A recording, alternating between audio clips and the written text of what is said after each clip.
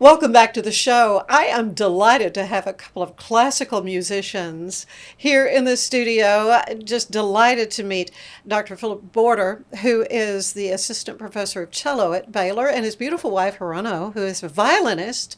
And together they form Duo B. B standing for border, is that right? That's right. Did I Not figure a big that mystery. out? I figured you that cracked the code. Yeah. Well, your music is just remarkable. It's beautiful, and Philip, you've really sort of gotten into a niche in South America. That's right. With your music. First of all, it's congratulations on being a Fulbright scholar, and Thank the you. whole family, I understand, is going soon for a couple of months to Rio de Janeiro. That's right. Yes. So I feel very blessed to have the opportunity to represent the United States as a Fulbright scholar. It's been pretty much a lifelong dream, career-long dream for me to have an opportunity like that. The music I'll be there researching is peripherally related to our duo. I'll be primarily focusing on cello music while I'm there, but studying a lot of sort of traditional genres that fed into the classical music that was being composed by classical composers there in Brazil. And so that feeds also through a backdoor sort of into the work that we're doing as a duo. Well, I'm excited. We'll be hearing a couple of pieces that you've done, and Hirono, you compose music. I'm primarily composer and also arranger for the duo, and it's been 5 years composing for ourselves, and it's right now the project for Latin American music is sort of About our as long thing. as you've been here at Baylor. You came to Baylor, right, in 2020? That's right. Yeah. So it was right Yeah. around the pandemic when we sort of made Yeah. a conscious choice. A lot of things Right. happen around Absolutely. the pandemic. Right. Well, with creatives, where they found themselves with maybe a little more time to. Absolutely. And for us, it works so well 'cause since we're sort of a duo that's also a partner in life. And so Right, that when helps. everything was shut down, it's like it only enabled us to dedicate more time to the work that we were creating as a couple. So I think we were able to leverage that in a positive way, sort of a silver lining for us throughout that whole experience. Well, it's exciting. Coming out in a couple of weeks, you have a new offering. Tell them about Tango y Choro. Yes, Tango y Choro is... Oh, Choro. Choro, yes, that's I know right. my Spanish doesn't Well, it's the translate Portuguese, to actually. That's the Portuguese trouble, very well. right? Choro. Okay, Choro. well, I learned something new. Right, and so this, again, was a project that's been in our minds for a long time, and as a violin and cello duo, which is not really a very stereotypical ensemble when you think of classical music, chamber But music. it's so amazing. It is fun. I'm surprised Yes. it's not more. And right, and so for us, this really was we perceive this as like a deficit. Like there wasn't that much music from this style and genre for duo written, and so like, well, if it doesn't exist, then why don't we just go ahead and give a stab at it ourselves? And so this is sort of the fruit of that effort that we had to dig in historically into the genre. So how long a process was it in composing these pieces? Well, so first I have to have some sort of an inspiration. So I listen to many music of Latin, in this case, choro and tango music, and I pick what piece. First of all, we like, and secondly, it works well with violoncello duo because we have only two instruments, so four plus four strings. So it's kind of limited. Most of choro musics are larger ensemble. Yeah, well, what is it? Is it guitars or Sure. what? Yeah, well, it's typically 5 instruments, Oh, and it's okay. it's an urban street music genre that formed in Brazil. So they'd have like a guitar, so there'd be rhythmic instruments like a percussion, there'd be Sure, guitar, yeah. a cavaquinho, which is sort of like a lute-like instrument, and then there'd be melodic instruments, clarinets or flute. And so, yeah, the challenge is like trying to reduce an ensemble that's fairly large and percussive, and then trying to find a way to imitate those sounds on our instruments has been a really interesting experiment. And that particular piece, Corajaka, is actually a work that was written. We found ourselves also being drawn towards piano music that was written during that time. And so that was originally a piano work that ended up also getting it ended up getting put into a bunch of different settings for Choro ensemble. But Hirono in particular was working off of a piano edition of the work and then using that to use the basis for our arrangement. Yes. So how did you two meet? Well, we met in Germany. Oh, okay. Yes, That's the joke, right? Where does an American cellist meet a Japanese violinist? Right? Why not? Why not? So I was studying in Germany and my bachelor degree, and he came as a what was it? An exchange student. Exchange student. So we met there, and then eventually he convinced me to come to America. So Had you hadn't been to America before? no, it's the first time Yeah. with him. So I took picture of a school bus because he was so new to me. So he was laughing about that. Yes. Yeah. So how long ago? When did you all? 2006. Oh, okay. All right. Yeah. So I understand you have 5 children? 5 children, yeah. Yes. 11 to 2. Yes. Oh my goodness! And everybody's going to Brazil, right? You're right. Everyone's The whole pack is. Well, that was part of the deal. A year ago, I went to Brazil on sort of a fact-finding mission, which is where I wrote a lot of the content for the proposal for the Fulbright.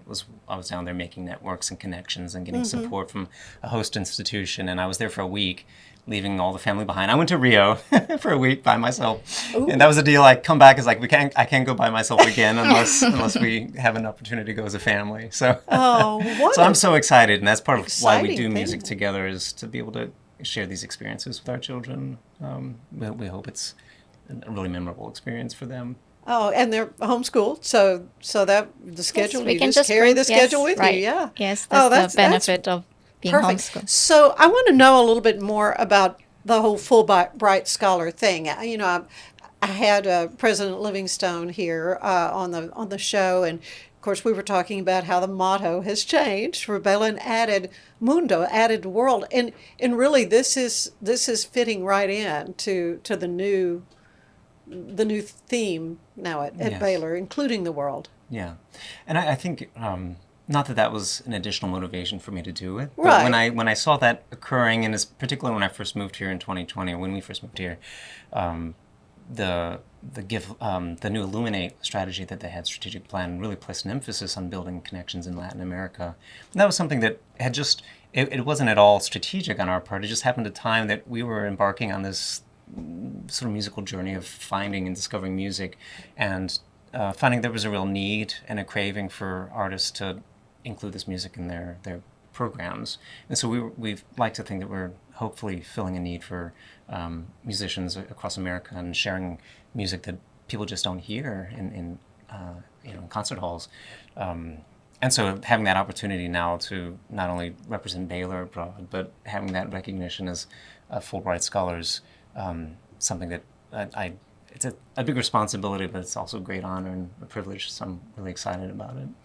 So after you do this, what comes out of this? Do you write a paper? Do you what happened? Just more music? Or? Yes, I mean, I think the understanding is they trust us as scholars to go down and embark on the whether it's teaching or research that we're intending to do. For me, it's a creative process, and so I have several notable high-profile institutions I'll be working with: the university in Rio de Janeiro, and a wonderful institution called the Casa do Choro, which has an archive of so many different, a really rich tradition of manuscripts.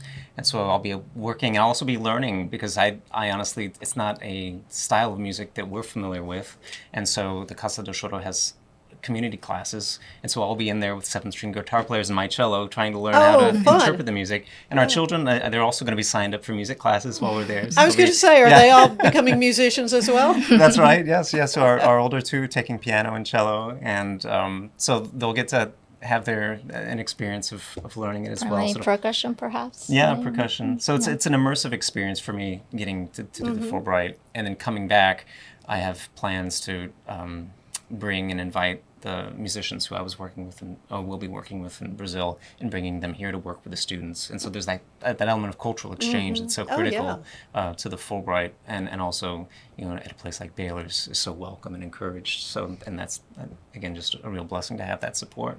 Well, you bring so much to the table at Baylor. I mean, I can see with this added element that budding cellists are going to want to come and study with Dr. Borter, huh? Yeah, well, that's kind. It would be a wonderful thing, and I think Baylor's finding a wonderful way to draw a certain type of student. The atmosphere and the culture and the nurturing environment is something that appeals to a lot of, I think, young artists, and hopefully it'll just become more distinctive. Yeah, you've had a lot of amazing success, though, wonderful accolades that you've received. Winners of the Eastman Concerto Competition, and performed at Kodak Hall at the Eastman Theater and John Kennedy Performing Arts Center, and Japan, and in Berlin as well, back to Germany. So let's talk a little bit about your career together with Duo B.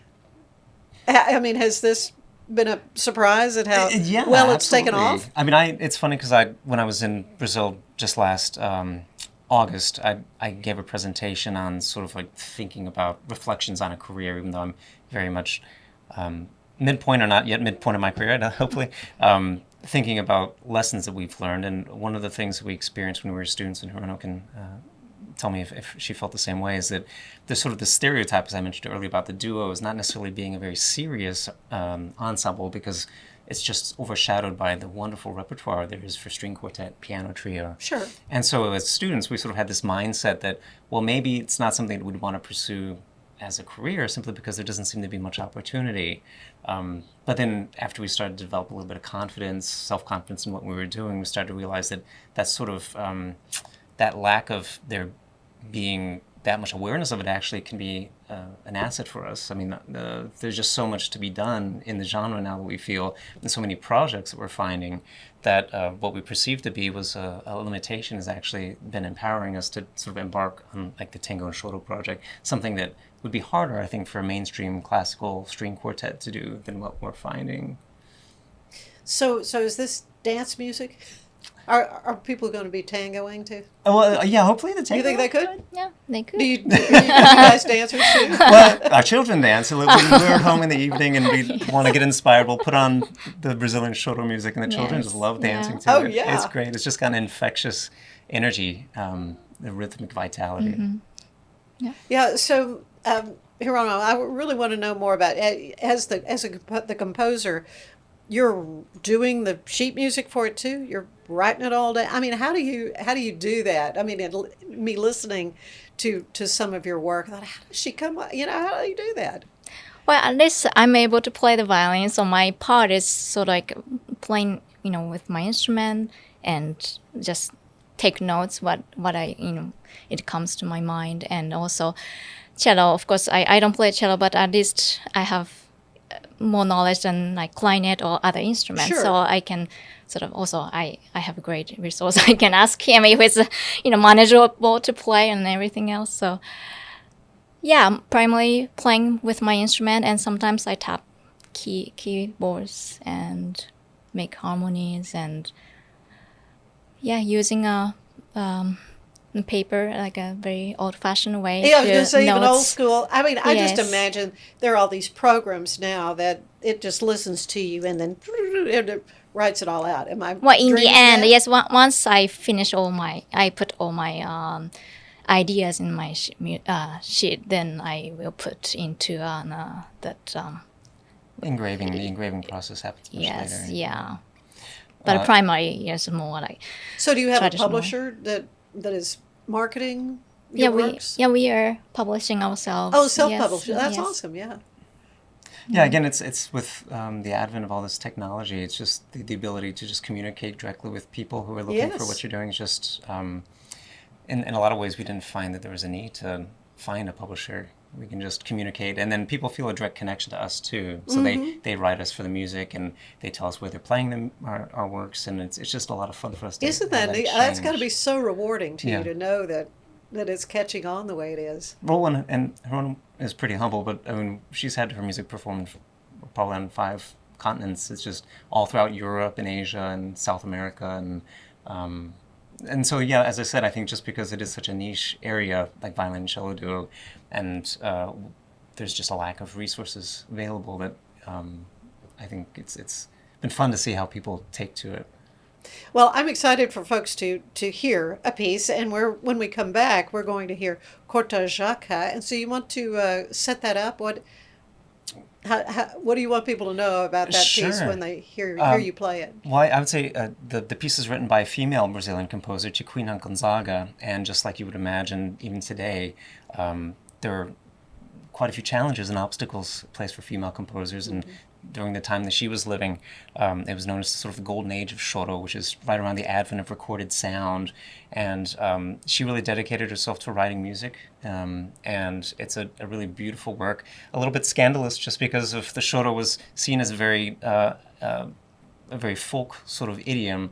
And so, but she was traveling in sort of an elite environment. So that at the was time. maybe a little lower class. Yes, kind right. of a And so thing. at a social party, she would play her music, and it was seen as a little bit of a scandal because, of course, a female composer and writing choro music was seen as beneath the elites at the time. And so the work has that sort of like just as it's got a rhythmic vitality that's really infectious, but there's such beautiful melodic lines present as well. And so it's a piece that really deserves a much broader hearing than it's given. Well, I'm looking forward to it. We're going to hear that. We're going to take a quick break, and we're going to hear Cortajaca, but we'll also be visiting some more with our wonderful guests today to hear a little bit more about their backgrounds. So you stay with us. There's more of the show ahead.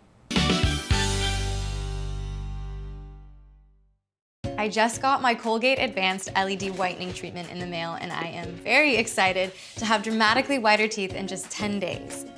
My teeth are going to be 6 shades whiter. The treatment is enamel safe and hassle-free. It's even designed for my sensitive teeth.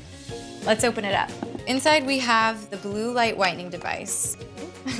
A charger for after each treatment as well. There's a full 10-day supply, and it looks easy to apply. Order yours today at shop.colgate.com. So all you have to do is tap your Popple to the back of someone's phone, like that, and they instantly get your social media and contact info right on their screen. They don't need an app or a Popple to receive your info. With our feature called Popple Direct, you can pop one of your links directly. I turned Direct on for Instagram. Now when I pop someone's phone, it opens directly to my Instagram. So get your Popple today and start impressing everyone you meet. Make it pop.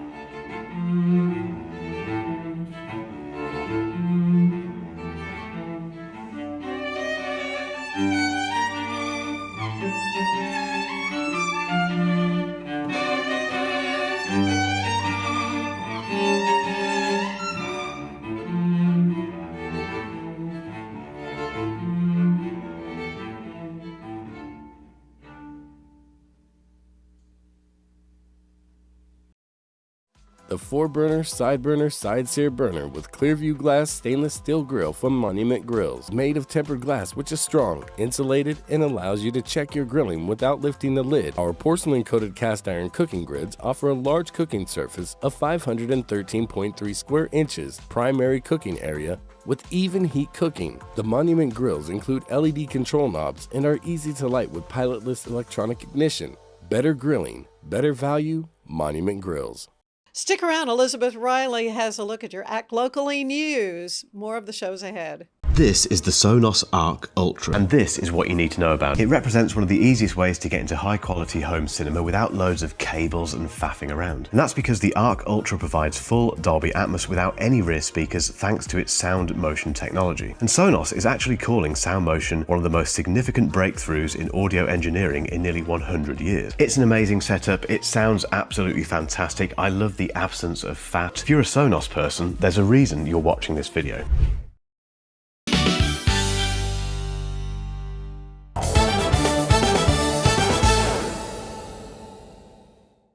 There are new library cards at McLean County Libraries for September, which is National Library Card Month. There are some absolutely stunning cards, so either register for an account today or go switch out your current card while supplies last. The Levitt Amp Concert Series and the Wednesday Night Farmers Market return tomorrow. Creative Waco, the Waco Downtown Farmers Market, and the Levitt Foundation are bringing back the outdoor concert series to East Bridge Street Plaza on Wednesday evenings. Check out the current lineup that has already been announced and stay tuned for more information coming your way for this fall concert season. Finally, the Olive Branch Bistro and Bakery is hosting happy hour and book signing with the artists of the new Waco Landmarks book designed by Central Texas Watercolor Society this Friday, September 5th from 4:30 to 6:30 p.m. Stop by Olive Branch Bistro and Bakery this Friday for amazing food, conversation, and community. I'm Elizabeth Riley with your Act Locally Waco News, and I'll see you next time.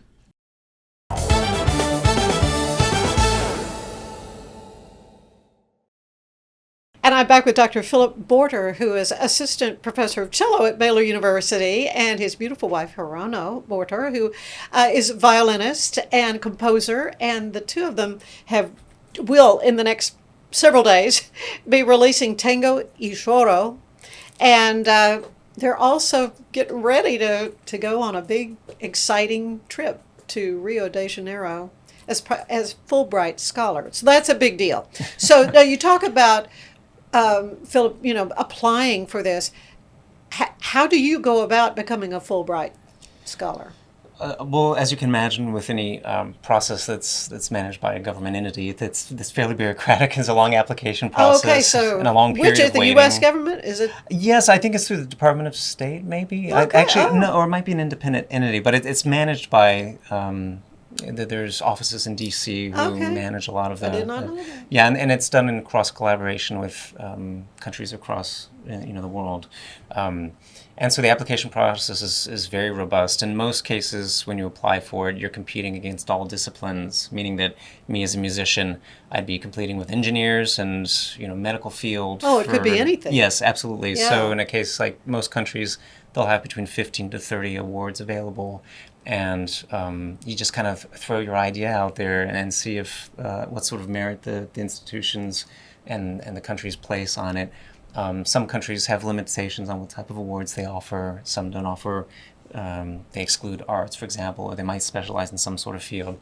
But I'm fortunate in Brazil that they were open to all disciplines, and it seemed to be a theme that they were really eager to hear about. And so the application process is something that requires a lot of time. Deadlines are in mid-September, and you don't hear about the result until May. Oh my goodness! So you just put it out there, and yet your whole life is going to be upended for I know, several right. weeks. And You kind of need to know. Yeah, and they tell you at the same time, it's like, don't make any irreversible decisions before you hear a word. So it's like, oh, okay. because you apply for it and you hope for the best, but in the end, you don't really.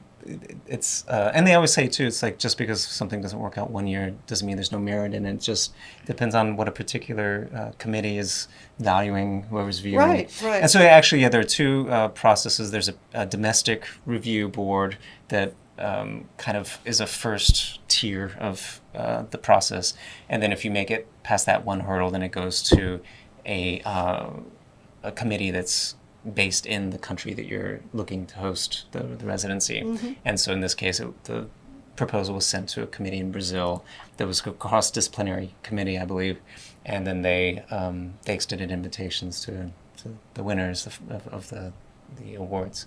So yeah, again, feel really honored just because I think music in itself sometimes has a harder time getting the recognition when, and understandably, you have people who are trying to solve problems across the world hunger, pollution, all sorts of Right. incredible I get that. challenges. I get that. Yeah. But I thought the music that we're looking at playing is it's just a wonderful opportunity, and I'm glad that the counterparts in Brazil felt that way too. Yeah, yeah. So you tell me that you met in Germany. You were students still. Hirono, tell me about your background. Where in Japan are you from, and when did you decide you wanted to be a violinist? So yeah, I'm from Japan. I lived in Japan until I went to Germany. So like until high school, like 18-year-old. So both of my parents were musician, and so Okay. music What did they play? My father played double bass, and my mother played the piano. Okay. And music sort of like my expectation to That's play. right. You grew Yes. up with it. Yes. That's good. That's wonderful. Yeah, that's how I started, even without knowing. Yeah. Yes. But so why the violin? Did you do Suzuki? Did you do the cute little violins? Yeah, I played it. Yeah, from the 1/16th. I even 1/32nd, perhaps. Yeah, it's it's basically a toy, but I started with that. I was not going Twinkle with Twinkle Little Star, I think, is the first thing. right. Yeah, I was not doing a Suzuki method, but yes, yeah. Yeah, so just kind of took off with violin and the writing part though. When did you know the composing part was really kind of part of your gifts? Yeah, that was actually a very recent thing, and I don't know how it started, but well, first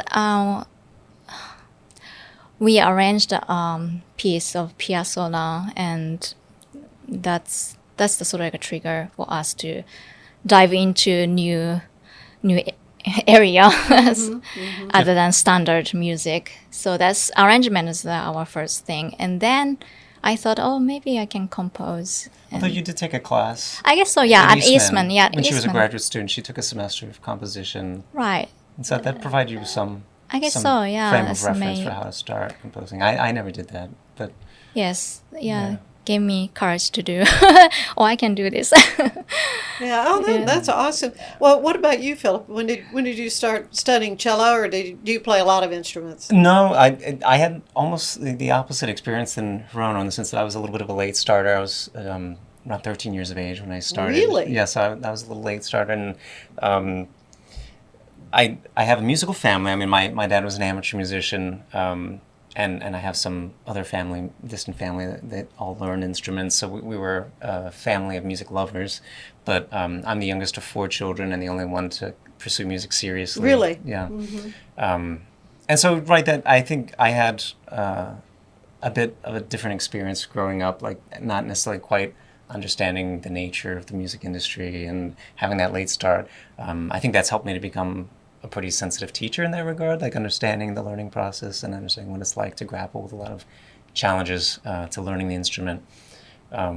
But yeah, it's one of the things we enjoy talking about too with our children is the fact, like, how are we going to start music with them? And she's like, well, don't start them too young. I'm like, let's get them started young. And so Yeah, you're younger than 13.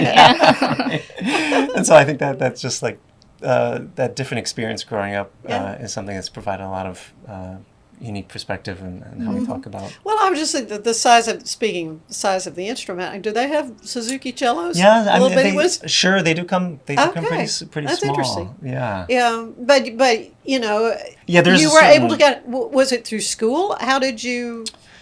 Did they have a no, string? actually, because my dad was a amateur musician. We actually had a cello at home, but Did you? Yeah, it wasn't Okay. really a part of growing up. When I was in elementary school, we did typical music appreciation things, some recorder and choir and things like that.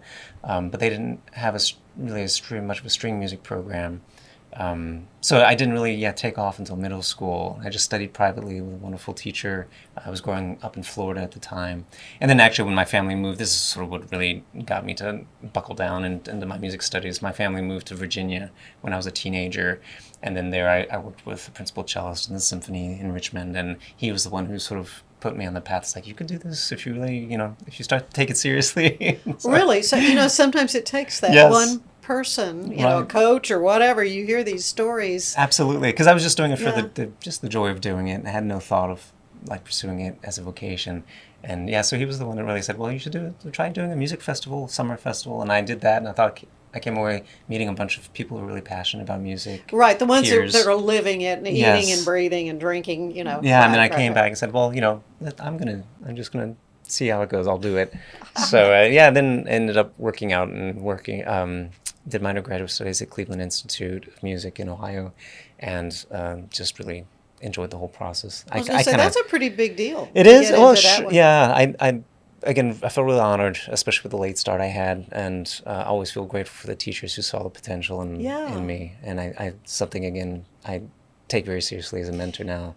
Well, and what's so beautiful about Baylor University, more than 100 years, the School of Music, of course, providing these experiences for students for a career in music, but the environment is nurturing with a Christian perspective. I mean, and Absolutely. what I'm hearing from you both is that I see the Lord's hand working so often in just your meeting and and all of this, the Fulbright thing, that's kind of in a way a miracle. Yes, yeah. If I could be so bold. I mean, that when you think about the competition and all that, so it's like the Lord is kind of directing these things. Absolutely. Yeah, I think since we've met, it's been just a seamless string of just wonderful opportunities that we've been blessed to have, and even our family life, like having the children that we have and their presence in our life. While, like the famous say, life is messy. It's like it's not clean, but it's a great joy to have Yeah. the opportunities we Yeah. do.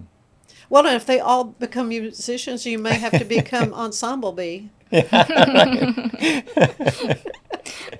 Yeah, well, wait. Yeah, we'll see. I see. Working on that. Well, I do want folks to hear another piece by you. It's called Train for Violin and Cello. You want to tell me a little bit about how that one came about? So that piece actually commissioned by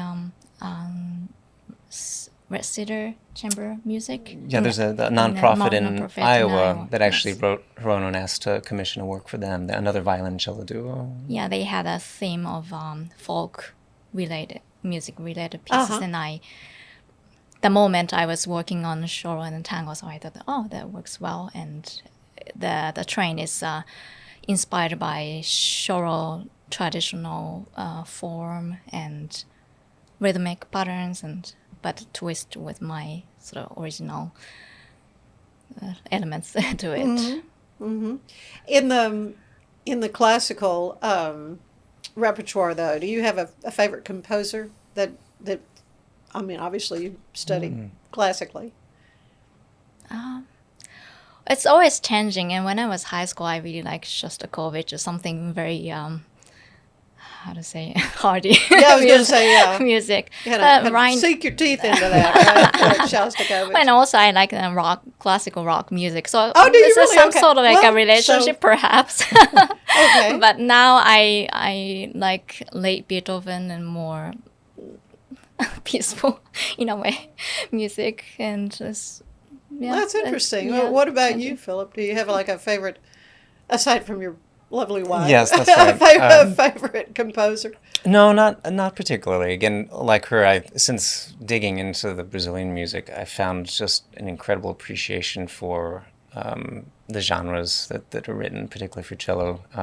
Villa-Lobos is a composer I hold dear. Yes, right. And he had played such a really, excuse the pun, instrumental role in and profiling the cello and writing music. And it's a legacy that exists still to this day in Brazil. So that's music that's really at the top of my playlist. Is just whenever I'd have a chance, I'd get on YouTube or Spotify and I'll just have Brazilian music playing. And that's kind of sustained me for the last year or so. Well, and yeah, and you're just going to come back booming with Yes. more with more music. So, so this Fulbright excursion of yours is going to begin when in October 15th. oh, so it's next month. Okay, and that's going to be a wonderful experience for the whole family. I mean, I know you're really going to enjoy that. And we're going to hear Train for Violin and Cello, but I want to kind of wrap things up. It's a little questionnaire that I ripped off shamelessly from inside the Actors Studio. The late great James Lipton would ask these questions, so I'm going to ask both of you. First of all, what is your favorite word? And it could be in Japanese if you want it to be a Japanese word. We'll learn something new. But do you have a favorite word? We'll start with Philip. I'm probably going to take her favorite word, which is simplify. Okay, that's good. Simple life. Yes. Simple life. That's our model, simple life. Do you have a least favorite word?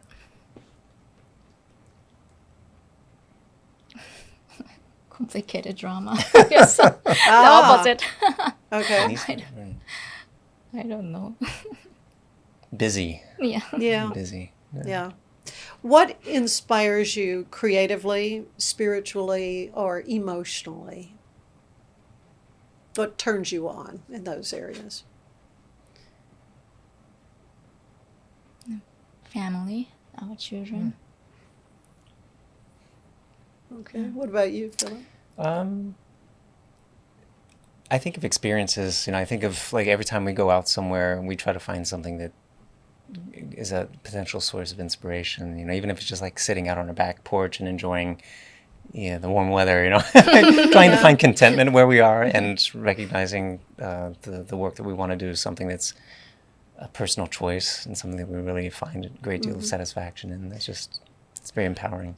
Conversely, what turns you off creatively or spiritually or emotionally?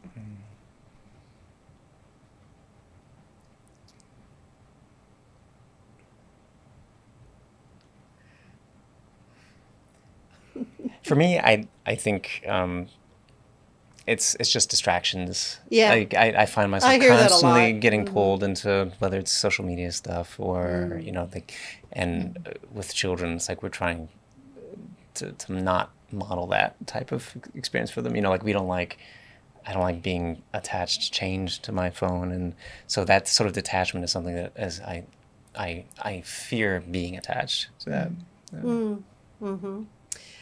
I'm going to ask a couple of classical musicians. What is your favorite sound? Favorite sound. And it doesn't have to be music.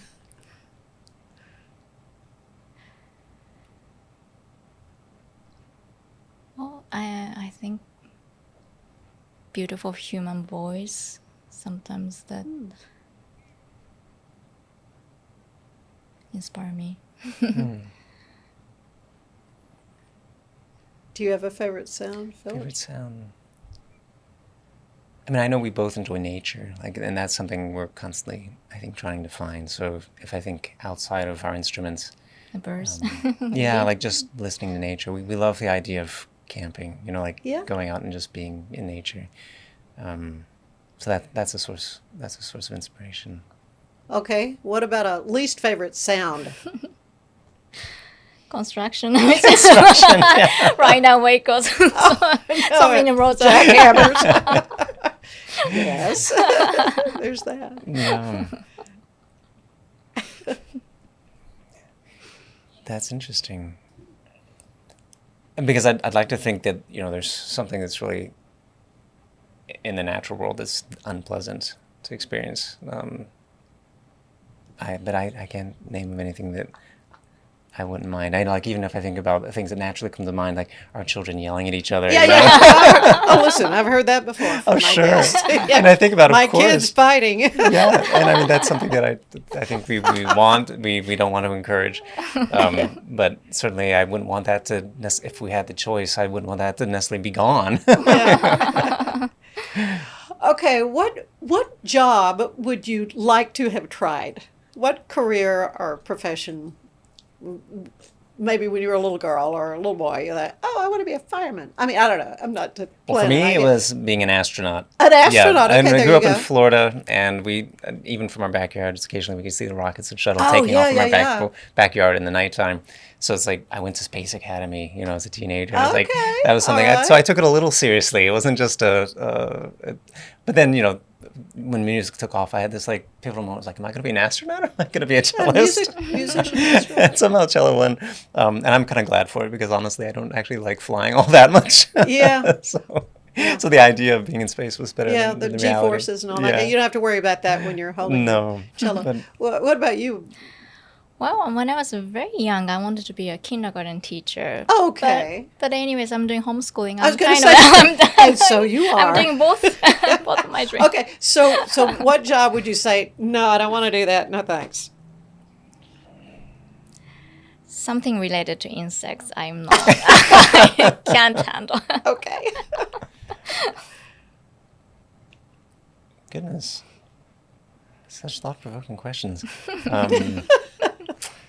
I really adore traveling. So if it was something that I had to sit behind a desk and not go anywhere, if I was forced to be stuck somewhere, anything related to that would be Right. pretty intolerable for me, I think. Yeah, and I've kind of heard that before Yeah. as well. So, okay, one last question. When you arrive at the pearly gates, what do you want to hear the Lord say? Well, I think I want to say, well done, good and faithful servant. It'd be a wonderful thing to hear. Yeah. Music, it has a beautiful ability, I think, to glorify, and to think that we're gifted with talents to do that, and the ability is a blessing. So hopefully, to have known that we've used our talents well Yeah. is something that I aspire to. I haven't, well, what to say? Well, yeah. Well, I'm just so blessed to have been able to meet you both and to get to hear your story and to listen to your wonderful music, tango y choro music from Argentina and Brazil, and blessings on your upcoming adventure. Thank you so much. In Brazil as a Fulbright scholar and studying and bringing back all the wonderful things from there. You need to come back and tell me what all happened because I want to hear that. But again, coming up, we're going to be hearing Train for Violin and Cello. So thank you both. Thank you, Philip, Hirono, very Our pleasure. much Thank you. for Thank being you with us Thank today. you for the Yeah, invitation. thank you. Stay with us. There's more of the show ahead. Revive Superfood Smoothies. Pill, pour, blend, and enjoy. All within the comfort of my own home.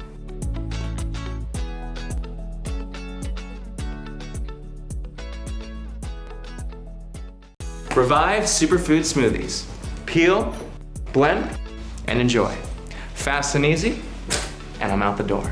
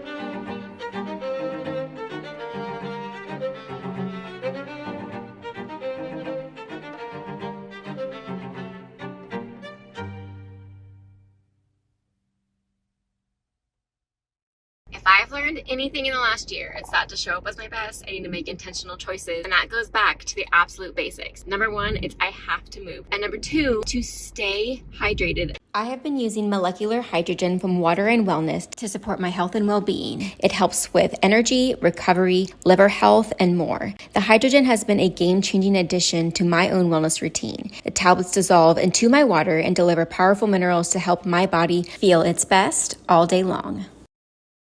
Escape into fitness with the Schwinn IC4 bike, providing a premium, heart-pumping indoor cycling experience that combines digital connectivity with superior Schwinn quality. The IC4's smooth, quiet ride features magnetic resistance with 100 micro-adjustable resistance levels. Escape the everyday with the Schwinn IC4 bike, your ticket to a life well lived.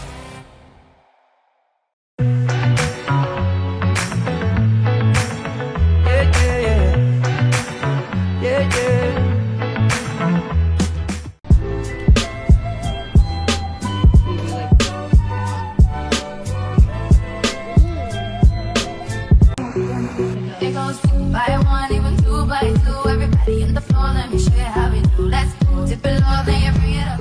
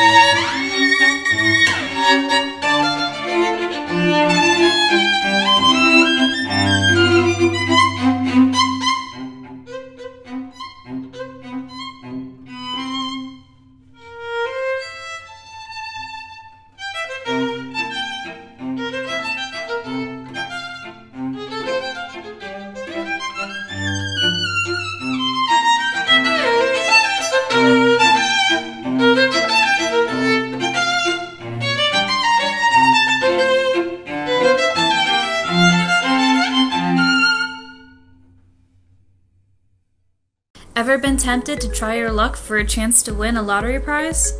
National lottery games like Powerball and Mega Millions have seen their jackpots rise over $1 billion more than a dozen times in recent years. The winning ticket to the largest jackpot in history, valued at over a whopping $2 billion, went to a lucky Californian in 2022. The Associated Press spoke with Assistant Professor Gabriel Sosa Castillo from Colgate University to provide more insight on the odds of a player taking home a prize. The odds of winning any prize is between 2 in 49 and 1 in 25. So about 4%. So not impossible. However, the odds of winning the jackpot are very slim. It's 1 in 292 million. For comparison, your odds of being struck by lightning in a year is only 1 in 1.5 million. Being bitten by a shark is 1 in 5 million. So unfortunately, the odds of winning the grand prize are pretty minuscule. Many people wonder if as excitement grows for a rising jackpot and more people buy tickets, does that change the odds of winning? All of the odds remain the same for the jackpot or for any of the minor prizes. Everything remains the same, but the jackpot keeps accumulating. So that is the only thing that is changing. What about sharing the jackpot? Is that more likely with more people playing? The odds of tying are even slimmer. So when a player does win the jackpot, there's a good chance they'll be keeping it all to themselves.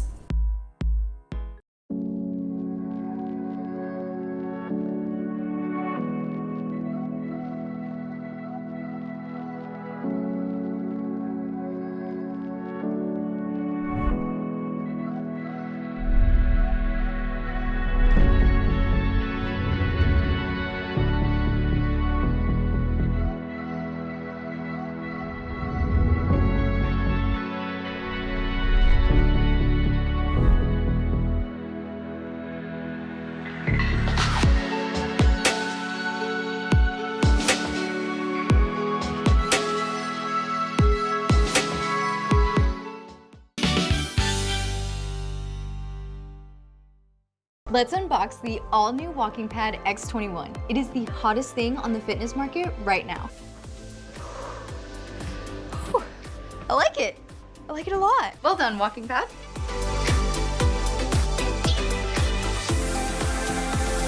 So after using the Walking Pad, I absolutely loved it. For the price, I adore it. I highly recommend it.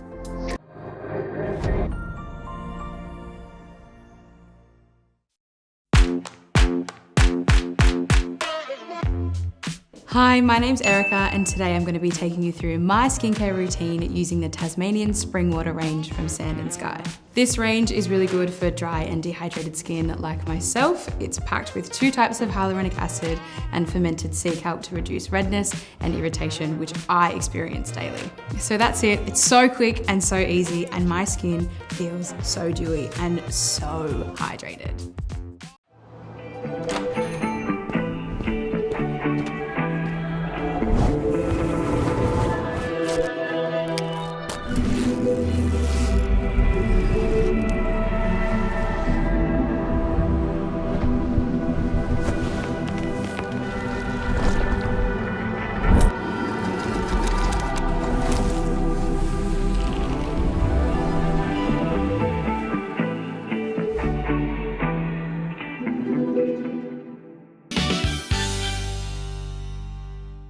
Thanks for joining us today. Join me tomorrow when we meet Mark Weibel and hear about Hoops for Hope. It is just an amazing program that is bringing encouragement to students all over the world.